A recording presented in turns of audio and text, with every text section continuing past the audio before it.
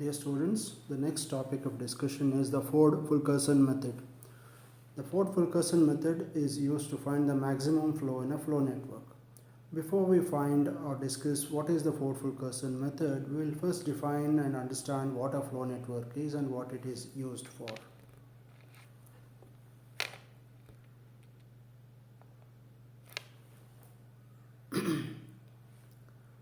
A flow network is a directed graph which can be interpreted such that every edge describes a flow and each edge will have a given capacity.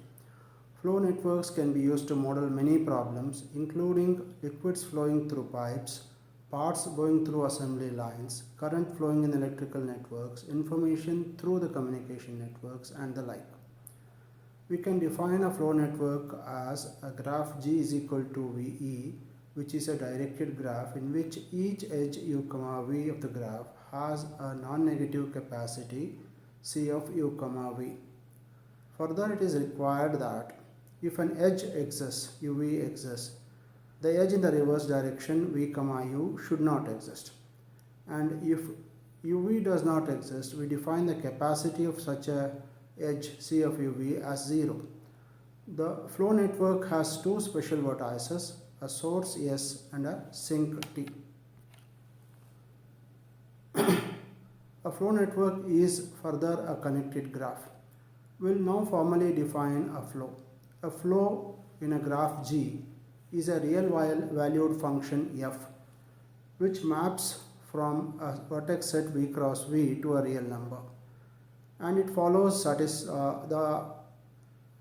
satisfies the following conditions. The first one is the capacity constraint.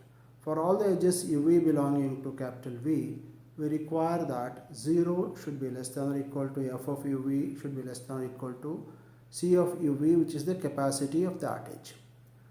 Further, the flow network satisfies the flow conservation property. That is, whatever flow comes into an intermediate network will flow out of that network. That is, no vertex in the flow graph other than the source and the sink have any storage capacity. For all u belonging to the capital V minus S of t, we require that summation of f of v comma u for all v belonging to capital V, that is, flow into a vertex u, is equal to summation of f of u comma v for all v belonging to capital V, that is, flow out of a vertex u, are equal.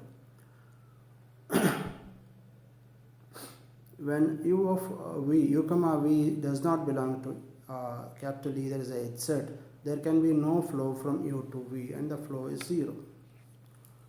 The flow defined in the previous slide is a non-negative quantity, and the value of the flow is defined as follows. The value of flow f is equal to summation of f of s comma v, v belonging to capital V, minus summation of f of v belonging to f of v comma s for all v belonging to capital V. The first summation in the right hand side talks about the flow going out of the source vertex S, and the second summation talks about the flow coming into the source vertex. In actuality, no flow network has an edge with a direction going into the source network. Hence, the second summation is always going to be 0. But we use this kind of a definition because it helps us in defining what are called as residual graphs, and these residual graphs are used in the Ford-Fulkerson method to find the maximum flow. We will now try to understand a typical flow network. A flow network depicted here models a trucking problem. The Lucky Puck Company has a factory denoted as Source S in Vancouver that manufactures hockey pucks, and it has a warehouse, that is Sink T, in Winnipeg. Lucky Puck leases space on trucks from another firm to ship pucks from factory to the warehouse. For example, from Vancouver to Edmonton, the value shown is 16. It means that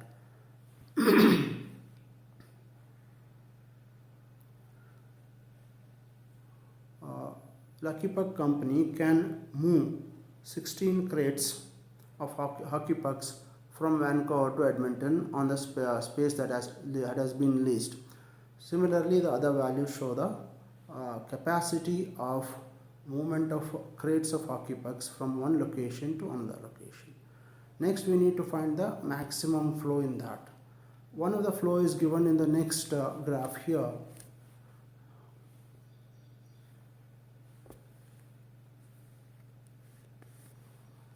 For example, from source to V1, it is shown as 11 bar 16. The 11 means you have used a capacity of 11 out of 16. Similarly, in the next one from V1 to V3, it is 12 out of 12. The whole capacity is being used. So we can see that the total flow out of the source in this case is 11 plus 8, 19. So the maximum flow as shown in this particular graph is 19. But what actually is the maximum flow in this graph? That we can find by applying the Ford Fulkerson method in the next classes. One of the important aspect of flow network is it does not allow anti-parallel edges.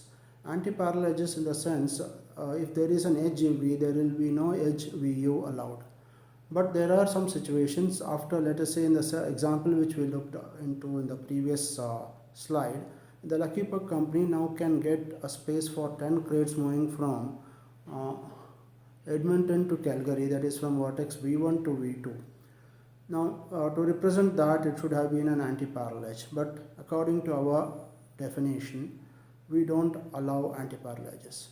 To model such a situation, we introduce one dummy vertex such as V dash shown in the figure here, and we are going to draw edges from V1 to V dash and from V dash to V2, which will have 10 capacity of 10 from V1 to V dash, and again similar capacity of 10 from V dash to V2. So this is how anti-parallel edges are going to be modeled in a flow network. So that is one other aspect of the flow network. Now, in the previous example of Lucky Puck company, we talked about only one manufacturing source, but there might be in certain other scenarios multiple sources, multiple factors. So how to model such things in flow networks? For that, there is a simple solution. The solution is, for all the sources, you add one more super source and add a edge from super source to all the sources with infinite capacity. Now once we do that, we can have a single source, but there is a possibility of there can be multiple warehouses, multiple sinks also.